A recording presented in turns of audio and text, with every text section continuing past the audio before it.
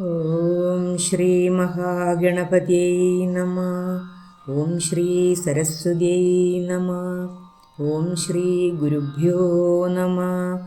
ഓം ശ്രീകൃഷ്ണ പരമാത്മനേ നമഃ. ഇന്ന് നമുക്ക് നാരായണീയം ദശകം 6 ആരംഭിക്കാം. ദശകം 6 വിരാട് സ്വരൂപ വർണ്ണനം. ഈ ദശകത്തിലെ 1-ാമത്തെ ശ്ലോകമാണ് ഇന്ന് നമ്മൾ പഠിക്കുന്നത്. നമുക്ക് ശ്ലോകം ചൊല്ലാം. ഏവം ചതുർദശ ജഗന്മയതാം ഗതസ്യ പാതാളം ഈശ തവ പാദതലം വദന്തി പാദോർധ്വദേശമപി ദേവരസാതലം തേ ഗുൽഭദ്വയം ഖലു മഹാതലമദ്ഭുതാത്മൻ. കഴിഞ്ഞ ദശകത്തിൽ ഭഗവാൻ 14 ലോകങ്ങളുടെ രൂപത്തിൽ പ്രപഞ്ചസ്വരൂപനായി വിരാട് പുരുഷനായി തീർന്നു എന്ന് പറഞ്ഞിരുന്നു. ഈ ദശകത്തിൽ ആ 14 ലോകങ്ങൾ എങ്ങനെയൊക്കെയാണ് ഭഗവത് വിരാട് പുരുഷൻ്റെ അവയവങ്ങൾ ആയിരിക്കുന്നത് എന്നതിനെക്കുറിച്ചാണ് പറയുന്നത്. അതിനു മുൻപ് ആ 14 ലോകങ്ങൾ ഏതൊക്കെയാണെന്ന് നോക്കാം. ഭൂമിയുടെ മുകളിലേക്ക് 7 ലോകങ്ങളും ഭൂമിയുടെ താഴേക്ക് 7 ലോകങ്ങളും ഉണ്ടെന്നാണ് പറയപ്പെടുന്നത്. ഭൂമി ഉൾപ്പെടെയാണ് ഭൂമിയുടെ മുകളിലേക്ക് 7 ലോകങ്ങൾ. അപ്പോൾ അത് ഏതൊക്കെയാണെന്ന് നമുക്ക് നോക്കാം. ഭൂലോകം, അതിനു മുകളിൽ ആകാശം അല്ലെങ്കിൽ ഭുവർലോകം, അതിനു മുകളിൽ സ്വർലോകം, മഹർലോകം, ജനലോകം, തപോലോകം, സത്യലോകം എന്നിവയാണ് ഭൂമിക്ക് മുകളിലേക്കുള്ള ഊർധ്വലോകങ്ങൾ എന്നറിയപ്പെടുന്ന ലോകങ്ങൾ. ഇനി ഭൂമിക്ക് താഴേക്കുള്ള ലോകങ്ങൾ എന്ന് പറയുന്നത് അതലം, വിതലം, സുതലം, തലാതലം, മഹാതലം, രസാതലം, ഏറ്റവും താഴെയായി പാതാളലോകം എന്നിങ്ങനെയാണ് പുരാണങ്ങളിൽ പറയുന്നത്. ഇനി നമുക്ക് ഈ ആദ്യത്തെ ശ്ലോകത്തിൽ ഏതൊക്കെ ലോകങ്ങൾ എങ്ങനെയൊക്കെയാണ് വിരാട് പുരുഷൻ്റെ അവയവങ്ങൾ ആയിരിക്കുന്നത് എന്ന് നോക്കാം. ഏവം ചതുർദശ ജഗന്മയതാം ഗതസ്യ പാതാളം ഈശ തവ പാദതലം വദന്തി.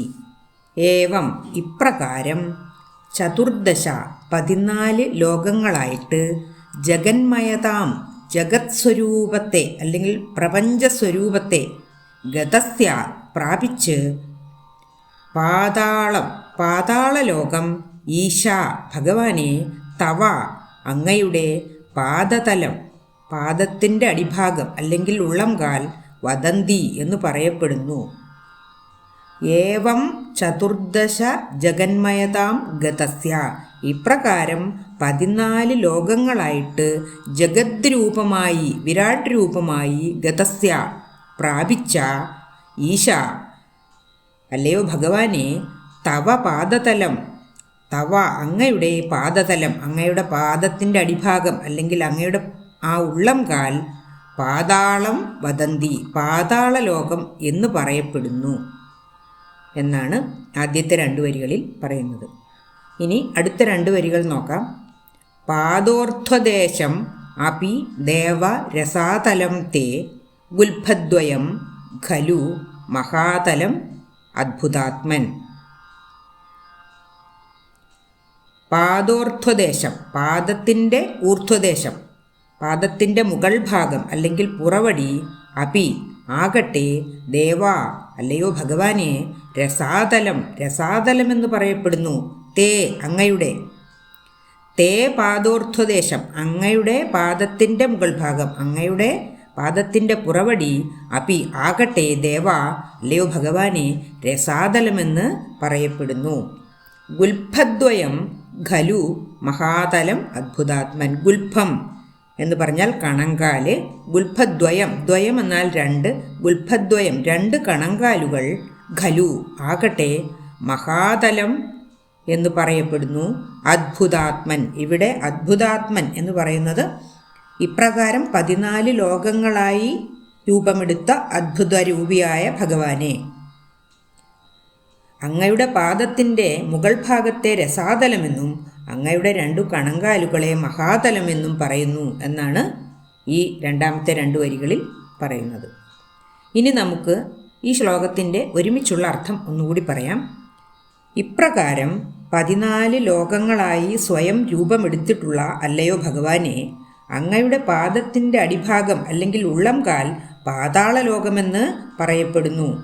അങ്ങയുടെ പാദത്തിൻ്റെ മുകൾ ഭാഗം അല്ലെങ്കിൽ പുറവടി ആകട്ടെ രസാതലമെന്നും അങ്ങയുടെ 2 കണങ്കാലുകളെ മഹാതലമെന്നും പുരാണങ്ങളിൽ പറയുന്നു. അല്ലയോ അദ്ഭുത സ്വരൂപിയായ ഭഗവാനെ എന്നാണ് ഈ ശ്ലോകത്തിൽ പറഞ്ഞിരിക്കുന്നത്. ഏവം 14 ജഗന്മയതാം ഗതസ്യ പാതാളം ഈശ തവ പാദതലം വദന്തി പാദോർധ്വദേശം അപി ദേവരസാതലം തേ ഗുൽഫദ്വയം ഖലു മഹാതലമദ്ഭുതാത്മൻ. നമുക്ക് ശ്ലോകം ഒന്നുകൂടി ചൊല്ലാം. ഏവം 14 ജഗന്മയതാം ഗതസ്യ പാതാളം ഈശ തവ പാദതലം വദന്തി പാദോർധ്വദേശം അപി ദേവരസാതലം തേ ഗുൽഫദ്വയം ഖലു മഹാതലമദ്ഭുതാത്മൻ. രണ്ടാമത്തെ ശ്ലോകവും അതിൻ്റെ അർത്ഥവും അടുത്ത വീഡിയോയിൽ ചെയ്യാം. സർവത്ര ഗോവിന്ദനാമ സങ്കീർത്തനം ഗോവിന്ദ ഗോവിന്ദ. ഓം ശ്രീകൃഷ്ണ പരമാത്മനേ നമഃ.